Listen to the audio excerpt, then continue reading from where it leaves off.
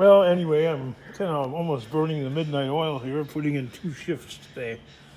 And hey, I'm glad the auto parts store did not have any pads in stock because the pads on this thing are they're pretty new condition actually.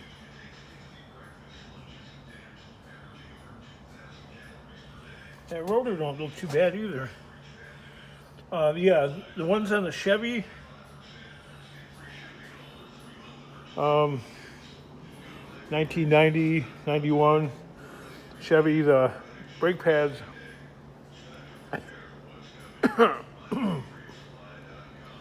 Allergies kicking in. The brake pads actually fit on a 1500 Dodge Ram.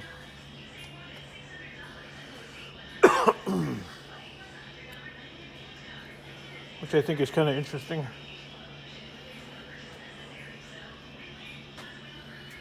I've gotten a few things taken apart here.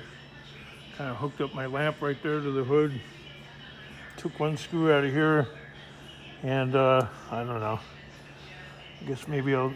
without a helper holding onto the hood, you can get like a twisty effect to the, sheet metal if you want to save the hood. Which I kind of want to do. I want to save a couple of the body panels on here, like the hood. And... I don't know, maybe this door. Because this door is not in bad shape. Maybe the other door too, I'm not sure. I'll see as I go along. I'm definitely going to keep that caliper and that brake rotor. And take that stuff apart. I think I'm going to keep that radiator. You're a hoarder! I sure am. You never know what you're going to need, And the price of, I have a commenter, Don Ball.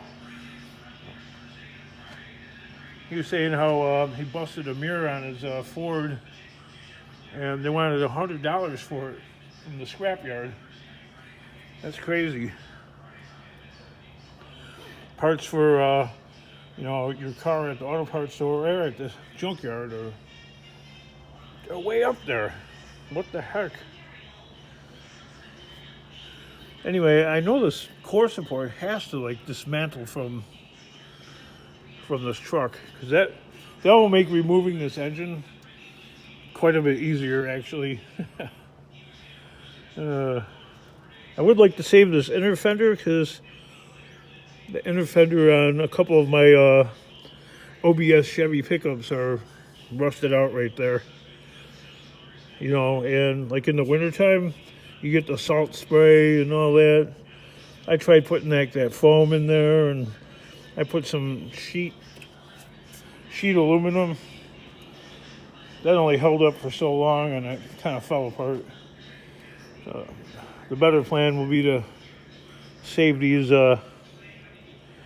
if they're not rotted out. That battery tray looks pretty good.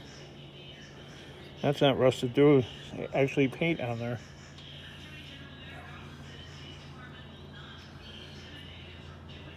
I gotta get a little catch can and put that under the truck and drain the antifreeze out.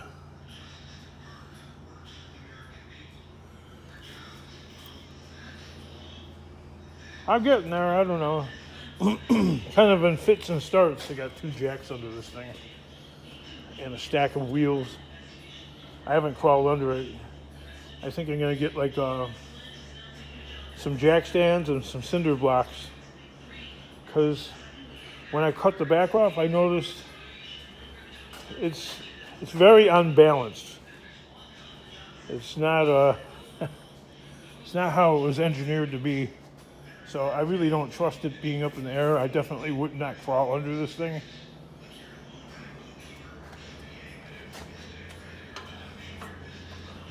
You know how the people on YouTube are all over you if you don't use jack stands. Yeah, I'm losing a little antifreeze out. I just jacked. Well, it's draining out right there.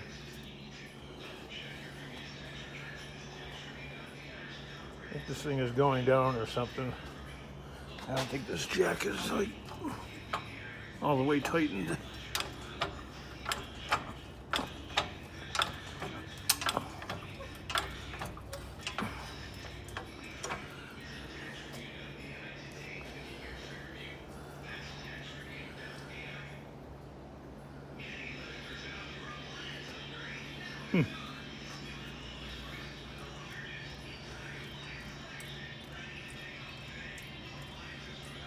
I don't know, I'm kind of excited here for myself.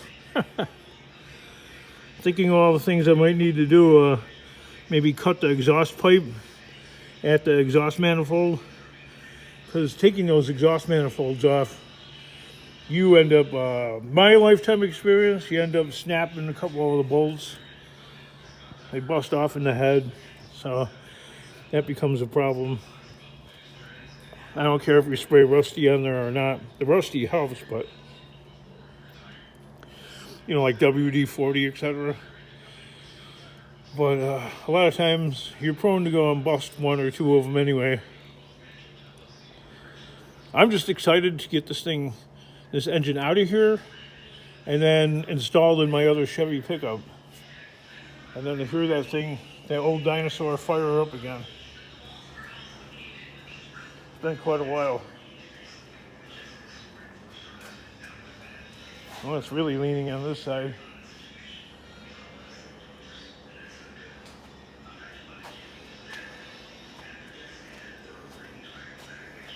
That's really high up there.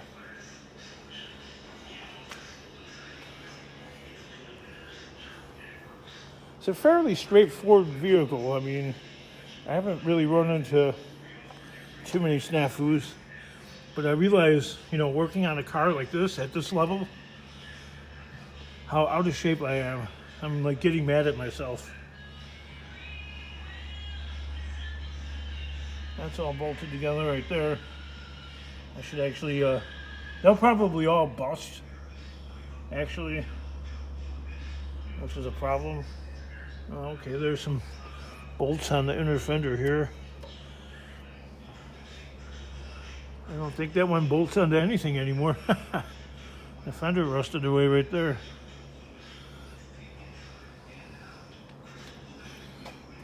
Yeah, if I get all this out of the way, removing the engine should be a lot easier.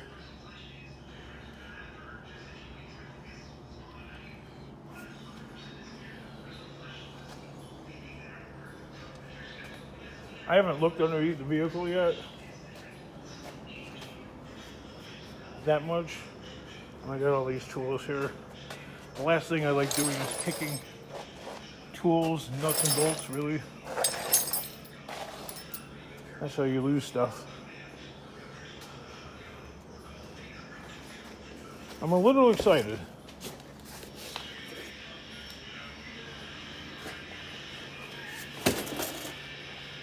I don't know how this is really going to do on my YouTube channel, because it's a scrapping channel, and I don't know. I'm not really known for car repair like Bert.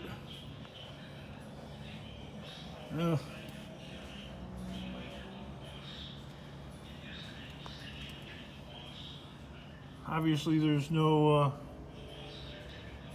catalytic converter on here anymore. I think the previous owner removed it because it looks like it's been gone for a very long time.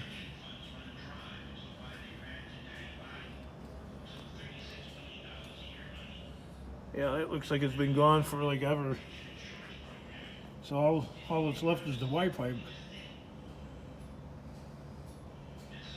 Maybe I shouldn't cut it even. Maybe I should just leave it alone. That's missing the flywheel inspection cover also. How about that? How about that? How about that? Okay, we got a cross member right there. That's gonna have the, I don't know what kind of bolt is on the other side. Wowzers. And there's a center bolt down there. have to take that out.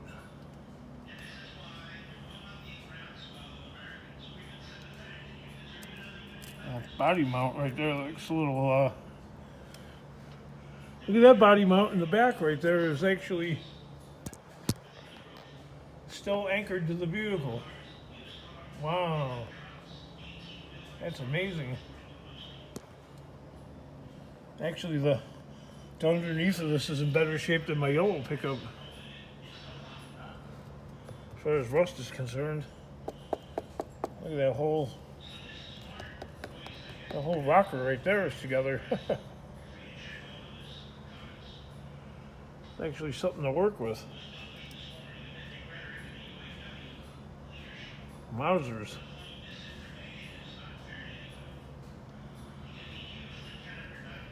I don't know. I'm making decisions here. Like, maybe leave the Y pipe alone and pull it out complete like that, or maybe it might bang into the frame when I'm trying to remove it. It's been a while.